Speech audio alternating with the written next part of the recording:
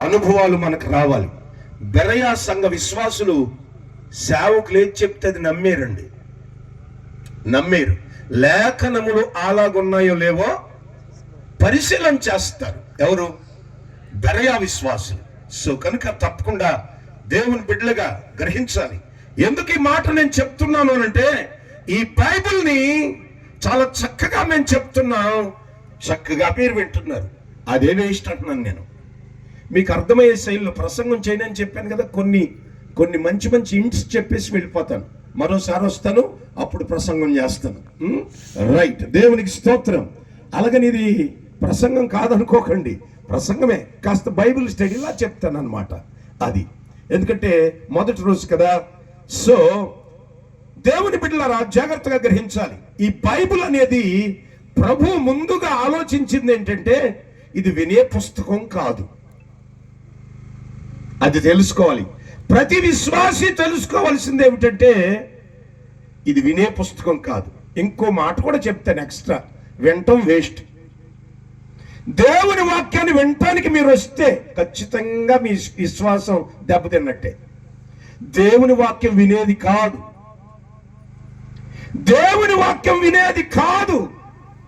వినటం వల్ల ఏ ప్రయోజనం లేదు అని నేనంటే, ఇక్కడ బాగా వాక్యపు జ్ఞానం కలిగిన వారు వెంటనే ఏమంటారంటే, అదేంటి పాస్టర్ వినటం వల్ల ఉపయోగం లేదంటావేంటి? లేదు, ఖచ్చితంగా లేదు. కానీ బైబిల్లో మార్కు రోమాపత్రికలు ఏమనుంది? వినుట వలన విశ్వాసం కలుగుననుంది కదా. వింటమే వేస్ట్ అంటావేంటి? ఇలాంటి బోధలే వచ్చి ఈ రోజున చెడిపేస్తున్నాయి సంఘాలను అని మీరు అనుకునే మీ సమస్య నేను కూడా చెప్తున్నాను. నిజంగానే వినటం వేస్ట్. ఎందుకంటే అఫ్ కోర్స్ రోమాపత్రికలో వినుట వలన విశ్వాసము కలుగును అని రాయబడింది. కానీ యాకోబు పత్రికలో ఏమన్నా ఉందో తెలుసా? క్రియలు లేని విశ్వాసము మృతము. క్రియలు లేని విశ్వాసము మృతం అంటే ఏంటండి చెప్తారా? విశ్వాసం మృతము అంటే ఏంటి? చచ్చిపోవటం. ఏంటి చచ్చిపోద్ది? ఏం చచ్చిపోద్ది? విశ్వాసం చచ్చిపోద్ది. అది విశ్వాసం ఎలా పుట్టుద్ది? వినుట ద్వారా విశ్వాసం పుట్టుద్ది. క్రియలు లేకపోతే, క్రియలు అంటే చేయటం. వాక్యం ఏం చెప్పిందో అది చెయ్యాలి. బైబిల్ అంటే చేసే గ్రంథం అండి. చెయ్యకపోతే విశ్వాసం చచ్చిపోద్ది. వినుట ద్వారా విశ్వాసం పుట్టొచ్చు, చేయటం ద్వారా, విన్నది చేయటం ద్వారా విశ్వాసం బ్రతుకుద్ది. వినటం ద్వారా విశ్వాసం పుట్టడం నిజమే, చెయ్యకపోవటం ద్వారా విశ్వాసం చచ్చిపోవటం నిజం. అందుకనే యాకోబు గారు ఏమంటాడంటే, యాకోబు పత్రికలో, ఇదిగో మీరు కేవలం వినేవారు మాత్రమై ఉండకూడదు. తీయండి యాకోబు రాసిన పత్రిక. పౌలు గారేమో వినుట వల్ల విశ్వాసం కలుగుద్ది అన్నాడు. ఇప్పుడు యాకోబు గారు 1వ అధ్యాయం 22వ వాక్యం చూద్దాం. యాకోబు 1వ అధ్యాయం 22. మీరు వినువారు మాత్రమై ఉండి మీరు మోసపుచ్చుకొనకుండా వాక్య ప్రకారము ప్రవర్తించువారునై ఉండి. వెరీ గుడ్ బ్రదర్, చాలా బాగా చదివారు మీరు. రాయబడిన మాట అందరూ జాగ్రత్తగా వినండి. యాకోబు గారు ఈ యాకోబు ఎవరో తెలుసండి మీకు? యాకోబు యేసు ప్రభు సొంత తమ్ముడు, మరియమ్మ పుట్టినోడు. యేసు ప్రభు తర్వాత మరియమ్మకు పుట్టినటువంటి యాకోబు. ఈ యాకోబు యేసుక్రీస్తు ప్రభు వారు సిలువ వేసే వరకు కూడా నమ్మల. ఏంటి మీరు అందరూ దేవుడు అంటున్నాడు, మా అన్నయ్య వాడు అనేవాడు. చూడండి, యాకోబు గారు సంఘ పెద్ద అయిపోయాడు. అంతేకాదు యెరూషలేములో ఉన్న సంఘానికి అతడు ప్రెసిడెంట్గా మారిపోయాడు. దేవుని బిడ్డలారా జాగ్రత్తగా వినాలి. ఈ యాకోబు గారు ఏమంటాడంటే, వినుట చాలా మంచిదే, కానీ కేవలం నేను వినటానికి వచ్చానంటే నిన్ను నీవే మోసం చేసుకునే వ్యక్తివని సూటిగా చెప్తున్నాడు. అందుకే బైబిల్ వినేది కాదు, చెయ్యాలి. చేయటం అంటే క్రియలు.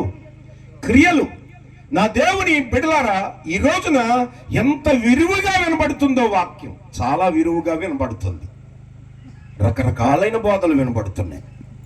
చాలా చిత్ర విచిత్ర విన్యాసాల మధ్య దేవుని వాక్యాన్ని ప్రకటించేటువంటి వాళ్ళు లేకపోలేదు. భక్తిని కూడా వేషాల మధ్య, వస్త్ర వేషధారణ మధ్య కూడా దేవుని వాక్యాన్ని బోధించేటువంటి సేవకులు లేకపోలేదు. వాస్తవం. అయితే బైబిల్ చెప్తుంది, దేవుని వాక్యం వినేది కొంచెం చెప్తారా? కాదు. మనస్కరించట్లేదా? బైబిల్లో రాయబడింది. చదువు బ్రదర్. మళ్ళా మీరు వినువారు మాత్రమై ఉండి, అది అంటే ఇప్పుడు విని వెళ్ళిపోయే వాళ్ళు అంతా ఎవరు? మన చర్చెస్లో విని వెళ్ళిపోతారు. చేయరు. బైబిల్ వినేది కాదు, చేసేది. చేయటం అంటే క్రియలు. వినుట ఎందుకంటే చేయటం కోసమే. వినటం ఎందుకయ్యా అంటే చేయడం కోసం. వినటం కోసం బైబిల్ లేదు. బైబిల్ వినేది కాదు, చేసేది. అయితే బైబిల్ వినాలి, చెయ్యాలి. ఎందుకయ్యా నువ్వు వినేది అని అంటే చేయటం కోసం. అందుకనే చేయటం అంటే క్రియలు. మరి అదే పుస్తకంలో, యాకోబు గారు రాసిన పుస్తకంలో 2వ అధ్యాయం 17వ వాక్యం చూడండి బ్రదర్. 2:17. అలాగే విశ్వాసము క్రియలు లేనిది అయితే అది ఒంటిగా ఉండి మృతం. అంటే ఏంటి? చచ్చిపోవటం. ఏది చచ్చిపోద్ది? వినుట వలన విశ్వాసం పుట్టుద్ది. ఆ వాక్యం ఏం చెప్తుందో అది చేయటం ద్వారా విశ్వాసం బ్రతుకుద్ది. ఒకవేళ వినేసి వెళ్ళిపోతే విశ్వాసం చచ్చిపోద్ది. మనం చావండి, మనం బాగుంటాం, మనం హ్యాపీగా ఉంటాం, మన ఆదాయానికి ఏం చిల్లు పడదు, మన ఆరోగ్యానికి ఏం నష్టం రాదు. లేనిపోని రోగాలన్నీ వాక్యం వినేసి వెళ్ళిపోతే, వాక్యం చేయకపోతే, వాక్యంలో అనుసరించకపోతే మన బాడీ అంత రోగాలే వచ్చేది. హ్యాపీగా ఉంటాం. చచ్చిపోయేది ఏది? డేంజర్, చాలా ప్రమాదం. మన పితరులు చూడండి, మన పితరులు వాళ్ళైనా చంపేసుకున్నారు కానీ విశ్వాసాన్ని బ్రతికించుకున్నారు. స్తోత్రం, హల్లెలూయా. విశ్వాసమును బ్రతికించుకోవాలి. షడ్రక్, మేషక్, అబేద్నెగోలను అడగండి, మీరు చస్తారా? మీ విశ్వాసాన్ని చంపుకుంటారా? ఏమన్నారు వాళ్ళు? మేమైనా చచ్చిపోతాం కానీ మా విశ్వాసమును కాపాడుకుంటాం. స్తోత్రం, హల్లెలూయా. దేవుని బిడ్డలారా, విశ్వాసము బ్రతకాలి అనంటే చూడండి, వాక్యము వినటం ద్వారా విశ్వాసం పుట్టుద్ది.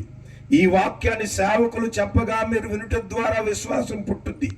ఆ విశ్వాసము గొప్ప కార్యాలు చేసి విశ్వాసమును నిన్ను నడిపించాలి అని అనుకుంటే వాక్యం ఏం చెప్పిందో అది చెయ్యాలి. చేయటం అంటే క్రియలు లేకపోతే విశ్వాసం చచ్చిపోద్ది. ఈ రోజున సంఘాలలో, క్రైస్తవ లోకంలో, ప్రపంచ క్రైస్తవుల్లో, మన సంఘాల్లో కూడా ఇక ఏమనుకోకండి, 90% మంది విశ్వాసులు తమ విశ్వాసాన్ని చంపేసుకున్నారు. తెలియట్లే.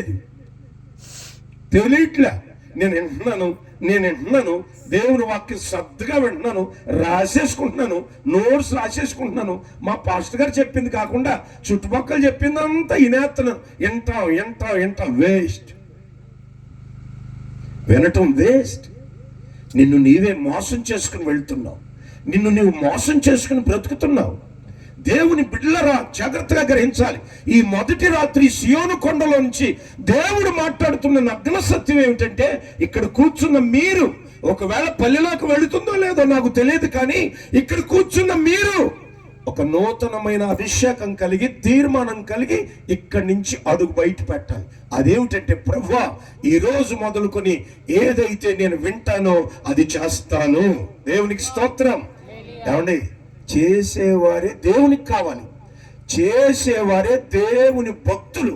ఇంకా ఒక మాట చెప్తాను వినండి, చేసేవారే దేవుని పిల్లలు,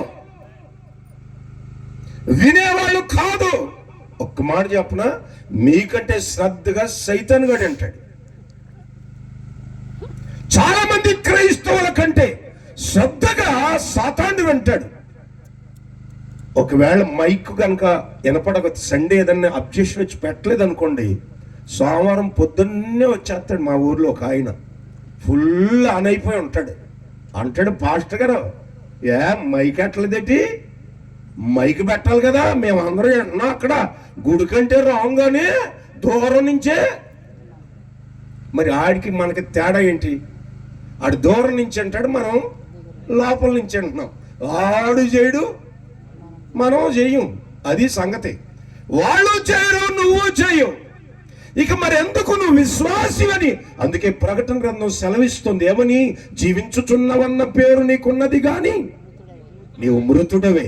అందుకని వాక్యం ఎవరైతే విని వెళ్ళిపోతారో వారి విశ్వాసాన్ని వారు చంపుకున్న వ్యక్తులు. వాక్యాన్ని ఎవరైతే విని చేస్తారో వారు దేవుని పిల్లలు. స్తోత్రం. మరోసారి చెప్తున్నాను, మీ చెవుల్లో మీ గుండెల్లో మారు మోగేటట్టుగా చెప్తున్నాను వినండి. బైబిల్ వినేది కాదు, బైబిల్ చేసేది. స్తోత్రం. హల్లెలూయా. చెయ్యాలి చెయ్యాలి చెయ్యాలి. కానీ ఇప్పుడు సైతాను గాడు అంటాడు, వినేయ్ వినేయ్, శ్రద్ధగా వినేయ్, శ్రద్ధగా వినేయ్, చక్కగా వినేయ్, భక్తి కలిగి వినేయ్, వినేయ్ వినేయ్. సాతాను మాటది. దేవుడు అంటాడు, విని వెళ్ళిపోతే నువ్వు మోసం చేసుకున్న వ్యక్తివి. నిన్ను నీవే, you are cheated yourself. Yes, దేవుని బిడ్డలరా, నిన్ను నీవు మోసం చేసుకోవద్దు.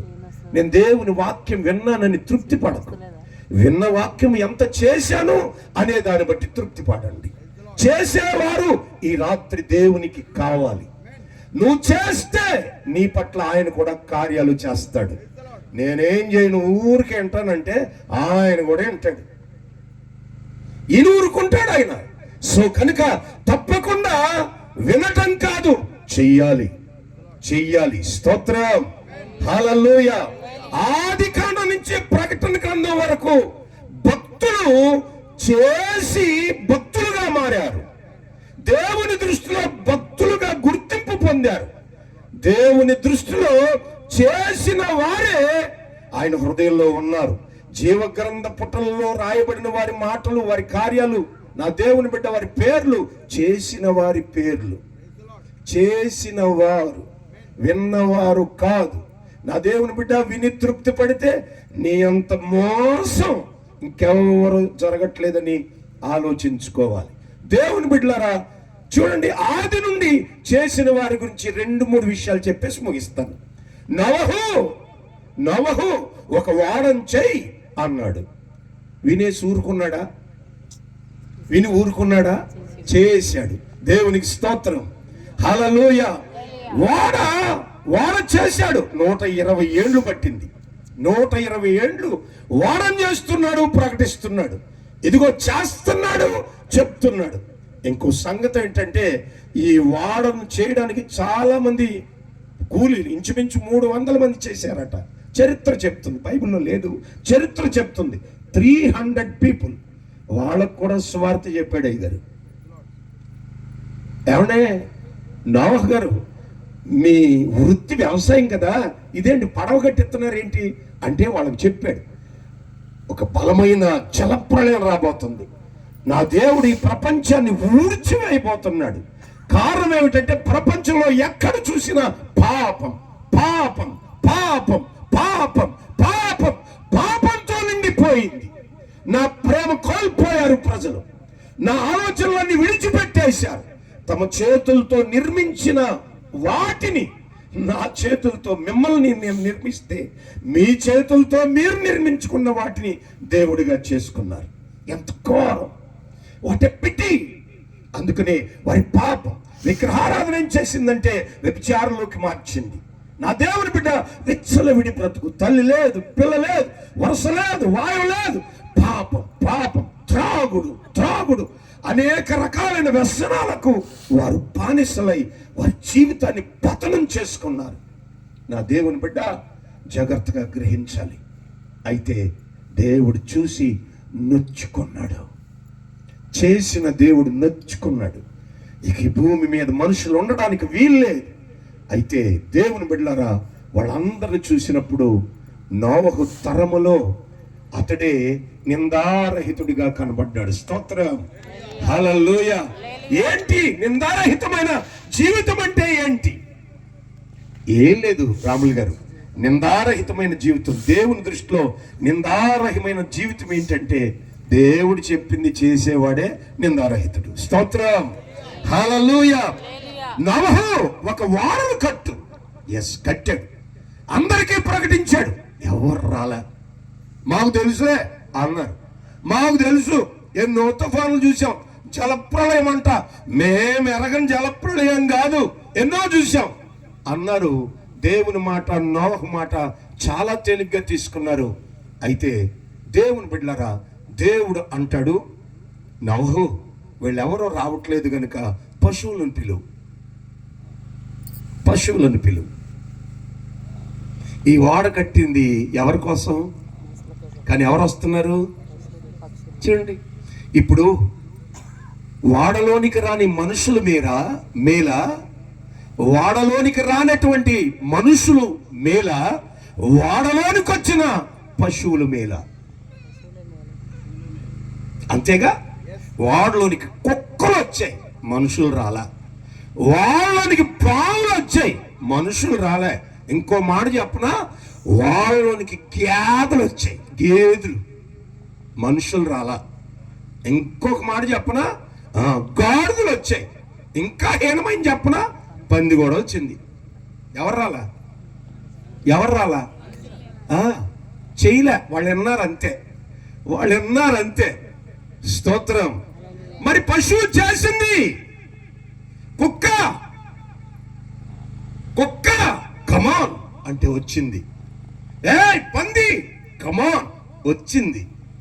మనిషి మాత్రం రాలే. చక్కగా పేరు పెట్టి పిలిచిన, అయ్యా సీను, రాయ్యా, ప్రసాదు, రాయ్యా, ఇదిగో ఈ లోకం పోతుంది, రాను.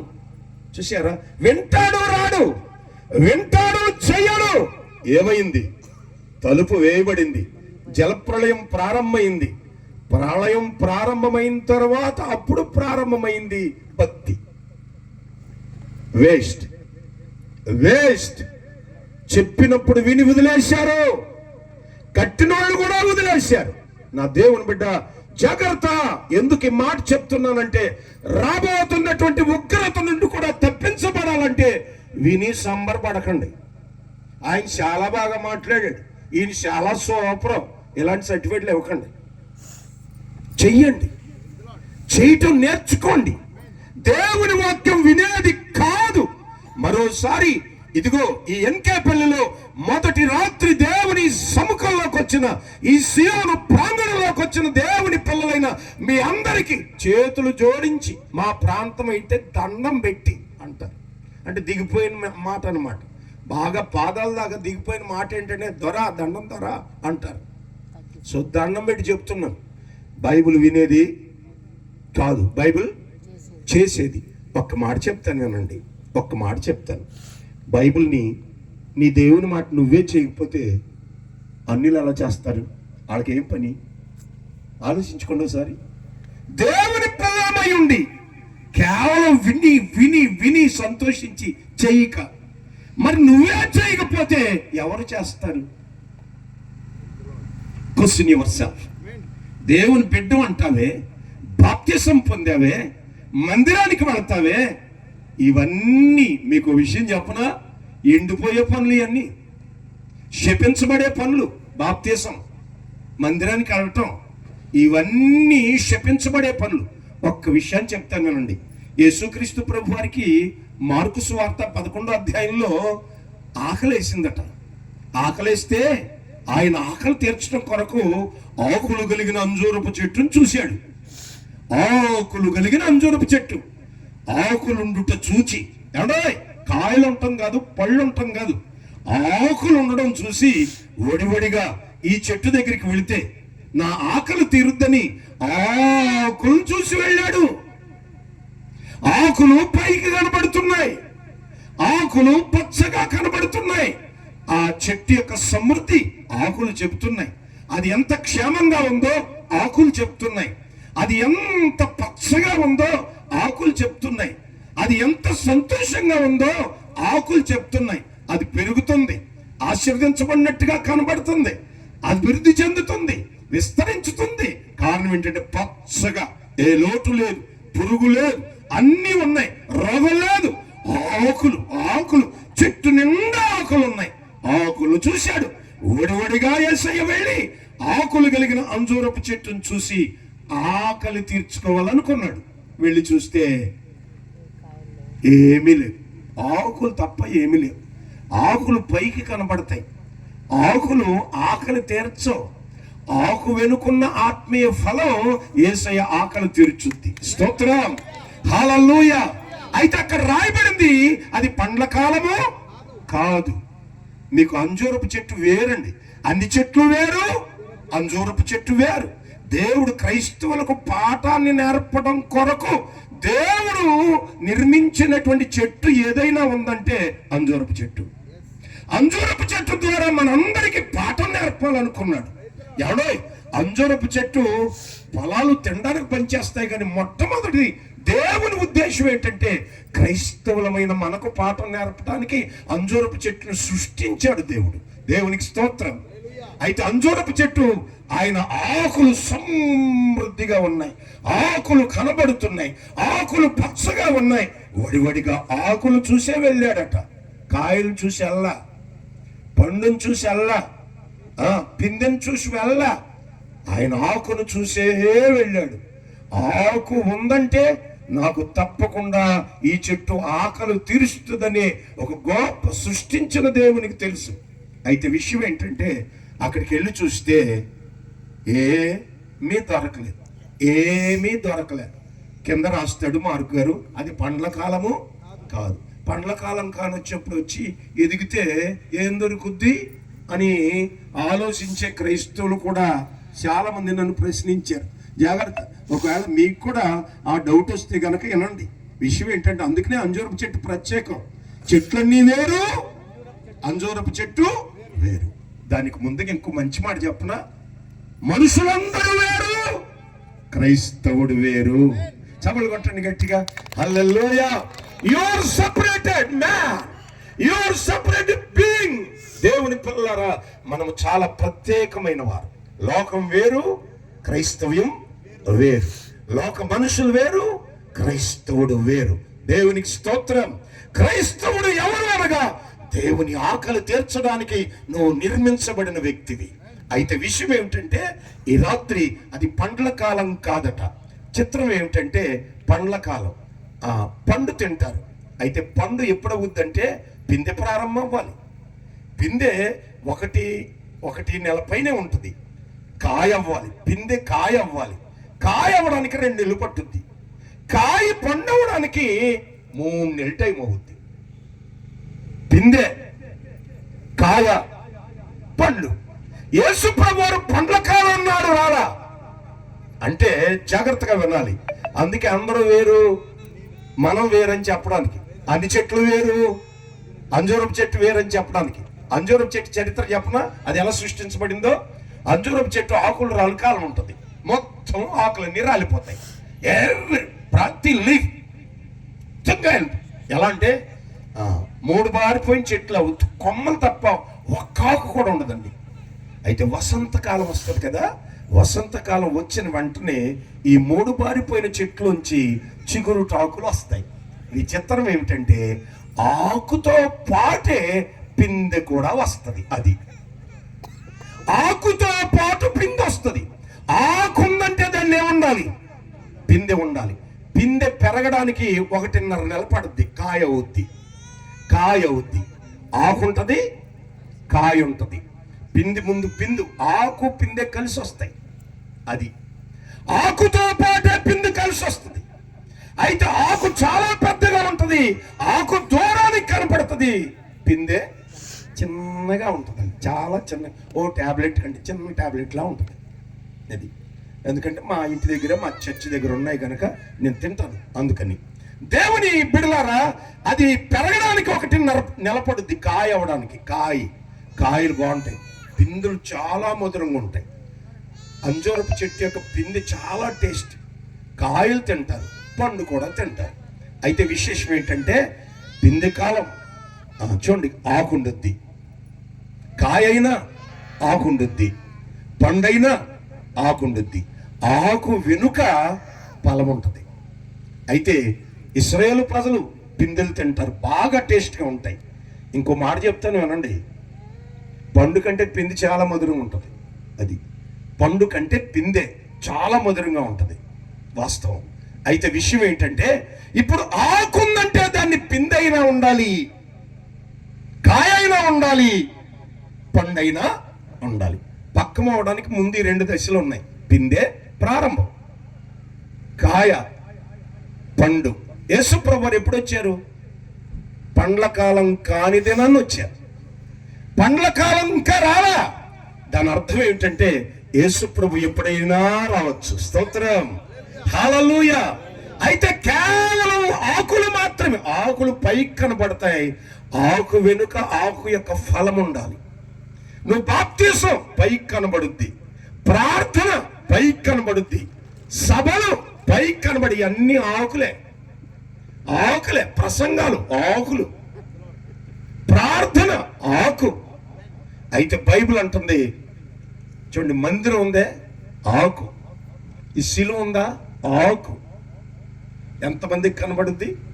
దూరంలో ఉన్న ప్రతి వారికి కనబడుద్ది. దేవుని బిడ్డలారా, మన బాప్తిసం కనబడుద్ది, మన తెల్లని వస్త్రాలు కనబడతాయి. ఇప్పుడు సహజంగా అయ్యగారు ఉన్నారనుకోండి, బ్యాగ్ వేసుకుని వెళ్తారు కదా, బ్యాగ్ ఆకు, పైకి కనబడే అన్ని ఆకులు. అయితే దాని వెనుకే ఉండాలి యేసయ్య ఆకలి తీర్చే ఫలం ఉండాలి. స్తోత్రం. అంటే నువ్వు బాప్తిసం పొందావనుకో, బాప్తిస ఫలం ఉండాలి. ప్రార్థన చేసావనుకోండి, అందుకని ఆత్మ ఫలాలు ఉంటాయే, ఆత్మ ఫలాల్లో ప్రార్థన ఉండదు, ఆత్మ ఫలాల్లో బాప్తిసం ఉండదు. ఆత్మ ఫలం గలతీయులకు రాసిన పత్రికలో 5వ అధ్యాయంలో ఆత్మ ఫలాలు ఉంటాయి. ఆత్మ ఫలాలే దేవుని యొక్క ఆకలిని తీరుస్తాయి. నువ్వేది చేసినా దాని వెనుక ఆకలి, ప్రభు ఆకలి తీర్చే ఫలం ఉండాలి. స్తోత్రం. కేవలం ఆకులే చూపిస్తున్నాయి ఇప్పుడు క్రైస్తవ సంఘాలు. మందిరం ఒక ఆకు, దాని మీద సిలువ ఒక ఆకు, బాప్తిసం ఒక ఆకు, అవి పైకి కనబడతాయి. బాప్తిసం పైకి కనబడద్ది. ఈ బ్రదర్ బాప్తిసం పొందారు, మొన్న నేను చూశాను, అబ్బా భలే ఉంది. దేవుని బిడ్డలారా, ఇదిగో ఈ సిస్టర్ రోజు బైబిల్ చదువుద్ది, క్రమం తప్పకుండా ఒక అధ్యాయం చదివితేనే కానీ భోజనం చేయదు. ఆ పైకి కనబడే ఆకు. మరి బైబిల్ చదువుతావు, ఆ బైబిల్ చదవగా వచ్చిన ఫలం ఏంటి? ఆకు వెనకే ఉండాలి, ఫలం ఉండాలి. ఆకు ఫలము కలిసే వస్తాయండి. ఆకు ఒక్క 2 days ముందు వస్తుంది,